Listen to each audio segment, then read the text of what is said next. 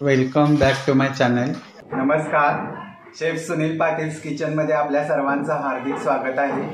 आज मी तुम्हाला अगदी सॉफ्ट आलू पराठा कसा बनवायचा अगदी साध्या व सोप्या पद्धतीनं दाखवणार आहे. चला तर मग त्यासाठी काय काय साहित्य लागते ते पाहूया.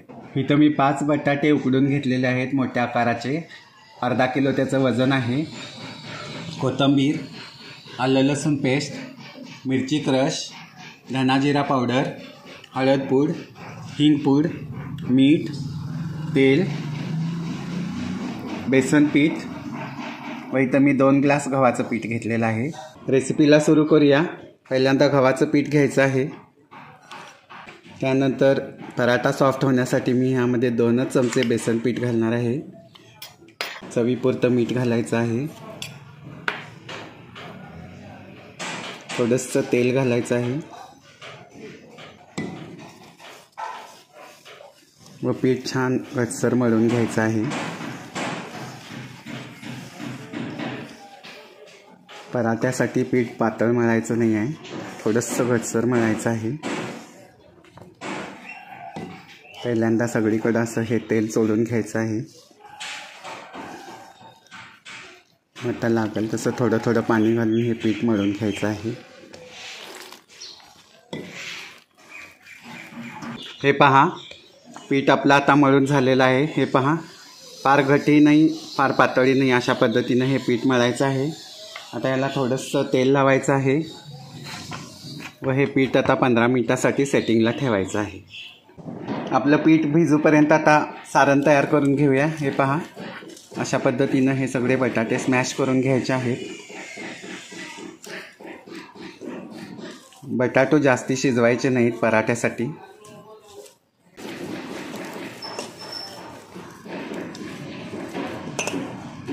बटाटे आपले स्मॅश करून झालेले आहेत.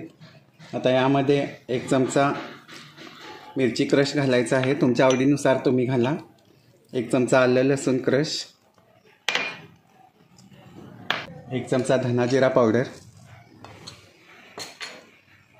1 अर्धा चमचा मीठ, 1 चमचा हळद पूड, 1 चमचा हिंग पावडर व थोडी कोथिंबीर घालायची आहे. मी जरा कोथिंबीर जास्तीच वापरणार आहे जेणेकरून पराठा खूप खमंग व टेस्टी लागतो. व सर्व हे मिश्रण छान एकजीव करून घ्यायचं आहे.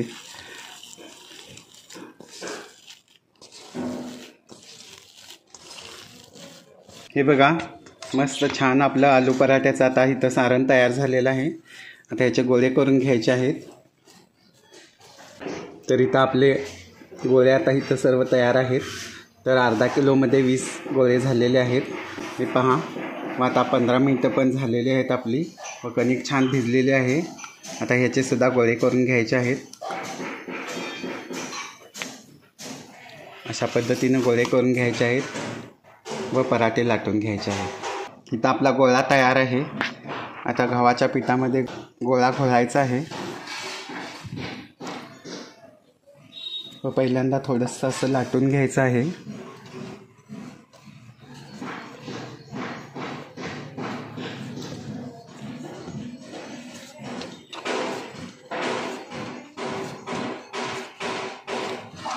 मग आता यामध्ये गोळा ठेवून हे भरून घ्यायचं आहे व्यवस्थित असं.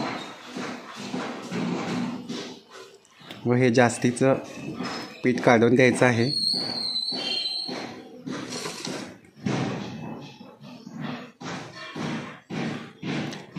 व परत थोडंसं पीठ लावून पराठा लाटून घ्यायचा आहे. हलक्या हाताने लाटायचा आहे पराठा.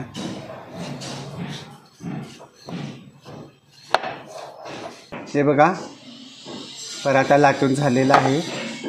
आता आपण तवा गरम करायला ठेवूया व तवा गरम झाल्यानंतर पराठे सगळे शेकून घेऊया. तवा गरम झालेला आहे. तर तव्याला पहिल्यांदा तेल लावून घ्यायचं आहे व आता हा पराठा भाजून घ्यायचा आहे. साईडनं थोडंसं तेल सोडायचं आहे.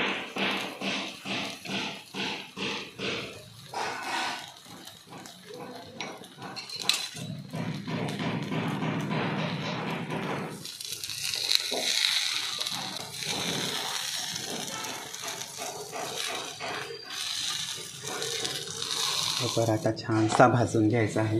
हे पहा किती मस्त सुंदर कलर आलेला आहे आलू पराठ्याला। तर मी हे अर्धा किलोचे पराठे बनवत आहे। तुम्हाला पाव किलोचे बनवायचे असतील तर त्यामध्ये 10 पराठे होतात।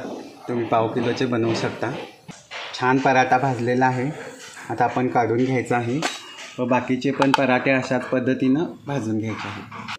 हे बघा मस्त छान असे हे खुसखुशीत व मऊ पराठे इथं आता खाण्यासाठी तयार झालेले आहेत। तर अशा पद्धतीनं हे पराठे तुम्ही सुद्धा घरी नक्की बनवा व तुमच्या मुलांना वगैरे खायला घाला। तर आता माझ्याकडे कुलकर्णी दादा आलेले आहेत। तर हे पराठे मी त्यांना टेस्टला देणार आहे व त्यांचा अभिप्राय घेणार आहे।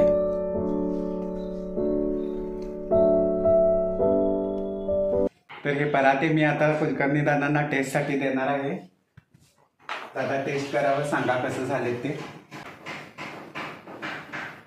मी बाळासाहेब कुलकर्णी, गडिंग्लजला राहतोय मी। सुनील पाटील यांच्याकडे मी नेहमी लाडू, करंज्या, शंकरपाळी हे घेण्यासाठी येत असतो नेहमी। आज त्यांनी आलूचे पराठे केलेले आहेत। हे पराठे मी स्वतः खाऊन बघितले, अतिशय चांगल्या प्रकारचे पराठे झाले आहेत आणि त्यांचं करणं अतिशय चांगल्या पद्धतीचं आहे। गडिंग्लजमध्ये लोक त्यांचं नाव सगळीकडं प्रसिद्ध आहे आणि महिलांनी त्यांना सपोर्ट केलेला आहे। आपण सुद्धा अशा पद्धतीचे पराठे करून पाहावेत आणि सुनील पाटील यांच्या चॅनलला सपोर्ट करा, सबस्क्राईब करा। धन्यवाद। आवडली असेल तर चॅनेलला लाईक, शेअर आणि सबस्क्राईब करा। Thanks for watching.